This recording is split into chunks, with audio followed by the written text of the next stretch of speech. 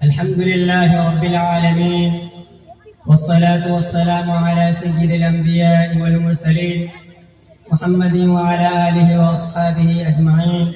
أما بعد فأعوذ بالله من الشيطان الرجيم. بسم الله الرحمن الرحيم. قل فيهما إثم كبير ومنافع للناس وإثمهما أكبر من نفعهما.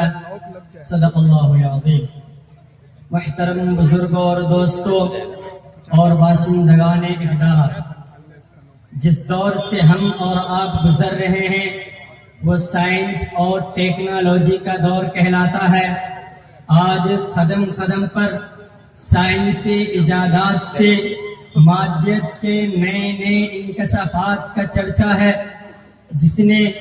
اس نے عقل انسانی کو گرہ کو کھول دیا ہے، جس کا نتیجہ یہ ہے کہ انسان ہواؤں کے دوش میں فضاؤں میں اسٹیشن بنا رہا ہے، چاند پر کمندے ڈال رہا ہے، سورج کی شعاعوں کو گرفتار کر رہا ہے اور زمین کے پوشیدہ خزانے کو نکال رہا ہے اور سمندر کا سینہ چیر رہا ہے. غرض یہ کہ سائنس اور ٹیکنالوجی نے اتنی ترقی کی کہ جس کا تصور بھی نہیں کیا جا سکتا. لیکن یہ سوال پیدا ہوتا ہے کہ سائنسی ایجادات مذہب اسلام کے لیے چیلنج ہے. کیا مذہب اسلام پر اس سے کوئی حرف آتا ہے؟ کیا آلات جدیدہ کے استعمال کا حل ہماری شریعت میں موجود نہیں؟ اگر ہے تو پھر مسلمان ان کا غلط استعمال کیوں کر رہا ہے؟ میں آلات جدیدہ اور موبائل فون کا مخالف نہیں ہوں، لیکن اتنا ضرور کہوں گا اثمهما اکبر من نفعهما. ان کے منافع مسلم ہے پر ان کے ضرر کا بھی انکار نہیں کیا جا سکتا. آج باقاعدہ موبائل انٹرنیٹ کے ذریعے تعلیم دی جاتی ہے. شیطان آلات کے فروغ نے مکرم و محترم رشتوں کے آنکھوں میں شرم و حیا کا پانی نکال کر گٹر میں ڈال دیا ہے، جس کا نتیجہ یہ ہے کہ اچھے اچھے دینداروں کی شرافتیں داغدار ہو گئی ہے، بلندوں والا تقویٰ کے مینارے میں دراریں پڑ گئی ہے اور زندگی بھر کے نیک نامیوں پر برائی کا ٹھپا لگا دیا گیا ہے. آج آپ مسلم معاشرے کا جائزہ لیجئے، باشندگان اقدار کا جائزہ لیجئے تو آپ کو معلوم ہوگا وہ معصوم بچے جن کو قرآن سننے میں وجد آتا تھا، جن کی زبان پر لا الہ الا اللہ کی صدائیں ہوتی تھی، جن کو مسجدوں میں راحت ملتی تھی، آج ان کو میوزک میں وجد آتا ہے، گانوں میں مزہ آتا ہے، موسیقی میں مزہ آتا ہے. آج چھوٹے چھوٹے بچے کانوں میں ایئر فون لگائے گانے سنتے اور جھومتے ہیں.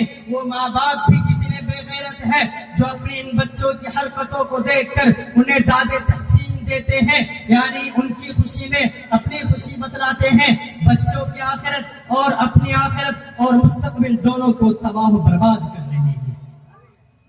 اور وہی بچے بڑے ہو کر جب نافرمانیاں کر کے ناک میں دم کرتی ہے تو والدین شکوہ کرتی ہے کہ ہماری اولاد نافرمان ہو گئی ہے، ہمارے حقوق ادا نہیں کرتی.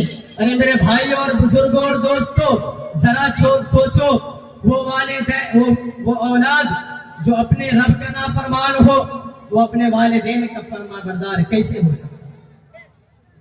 ٹھیک کہا خواجہ محمد اسلام نے، طلبے کے خواب پر، باجے کی آواز پر، گھنگروں کی جھنکار پر، ڈی جے کی آواز پر ناچنے والے ماؤں کے بدن سے خالد بن ولید، محمد بن قاسم، طارق بن زیاد پیدا نہیں ہوتے بلکہ بدکار پیدا ہوں گے.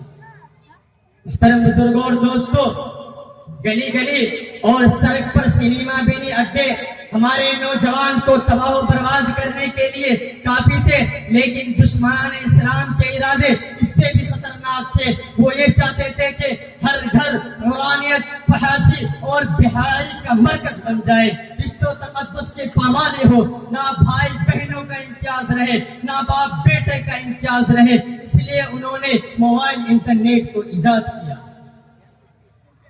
میرے بھائی اور بزرگوں دوستوں، یہ یہودیوں کی سازشیں ہیں. ان سے اجتناب کرو، ان سے پرہیز کرو۔ روایت میں آتا ہے کہ میری امت بنی اسرائیل کے قدم با قدم چلے گی، حتیٰ کہ بنی اسرائیل میں اگر کسی نے بھی اپنے ماں کے ساتھ زنا کیا ہوگا تو میری امت میں بھی ایسے افراد پیدا ہوں گے، وہ بھی اپنے ماں کے ساتھ اعلانیہ زنا کریں گے۔ ابھی حال ہی کا واقعہ ہے، دلی میں ایک باپ اپنے بیٹی کے ساتھ 2 سال سے غلط گالی کر رہا تھا اور اپنا منہ کالا کر رہا تھا۔ جب بیٹی عاجز ہو گئی تو اس نے اپنے زبان حال سے چیخ چیخ کر بولی، اے میری ماں اور بہنوں، اگر تم اپنے ماؤز کی حفاظتی چاہتے ہو، اگر تم چاہتے ہو کہ ہمارے گریبانوں تک ہمارے بھائی اور بہنوں کی ہاتھ نہ پہنچے تو تم اپنے گھروں سے موبائل انٹرنیٹ ختم کرو۔ یہ موبائل انٹرنیٹ ہمارے جسموں کو تو پورا کر سکتے ہیں، لیکن ہمارے روح کو فاقہ حالت پر چھوڑیں گے۔ آج ہماری ماں اور بہنیں یہ سوچتی ہیں کہ ہمیں رقص و محفل کے ڈانس میں سکون ملے گا، اپنے برہنہ تصویروں میں سکون ملے گا، پتلے پتلے لباس پہننے میں سکون ملے گا، اپنے جسم کی نمائش کرنے میں سکون ملے گا۔ سنو، اللہ تعالیٰ کا قرآن کہتا ہے، الا بذکر اللہ تطمئن القلوب، اگر تم سکون کی تلاش میں سرگردہ ہو تو الا بذکر اللہ تطمئن القلوب پر عمل پیرا ہو۔ لیکن میرے بھائی اور بہنوں، بزرگوں اور دوستوں، آج ہم الا بذکر اللہ تطمئن القلوب کے اپوزٹ ہو گئے ہیں۔ ان کے عمل پیرا ہونے کی بجائے ہم ان کو چھوڑ چکے ہیں، جن کی وجہ سے ہمارے اوپر حالات آتی ہیں۔ بس اسی بات پہ میں اپنی تقریر کو ختم کرتا ہوں۔ وآخر دعوانا ماشاء اللہ۔